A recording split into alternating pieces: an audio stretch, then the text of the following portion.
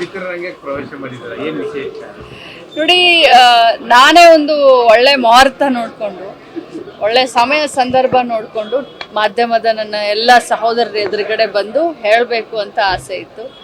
Aira production house ಅಂತ ಒಂದೂವರೆ ವರ್ಷದ ಹಿಂದೆ ನಾವು ಇದನ್ನು ಮಾಡಿದ್ದೀವಿ. 2 ಚಿತ್ರಗಳನ್ನು ಲಾಂಚ್ ಮಾಡಿದ್ದೀವಿ. ಇನ್ನೂ ಒಬ್ಬರು ನಮ್ಮ ಜೊತೆ ಪಾರ್ಟ್ನರ್ ಕೂಡ ಇದ್ದಾರೆ. ಆದರೆ ಈಗ ಚಿತ್ರೀಕರಣ ನಡೀತಾ ಇರುವಂಥ ಹಂತದಲ್ಲಿ ನಾನೇ ಬಂದು ತಮ್ಮ ಎದುರುಗಡೆ ಒಂದು ಒಳ್ಳೆ ರೀತಿಯಾಗಿ ಇದನ್ನ ಏನು ಹೇಳ್ತಾರೆ ಲಾಂಚ್ ಮಾಡಬೇಕು ಅಂತ ಕಾಯ್ತಾ ಇದ್ದೀನಿ. ಉತ್ತರ ಕರ್ನಾಟಕ, ದಕ್ಷಿಣ ಕರ್ನಾಟಕ, ಟೋಟಲ್ ಆಗಿ ಕರ್ನಾಟಕ ಕಲಾವಿದರಿಗೆ ಹೆಚ್ಚಿನ ಅವಕಾಶ ಸಿಗೋ ನಿಟ್ಟಿನಲ್ಲಿ ಕೆಲಸ.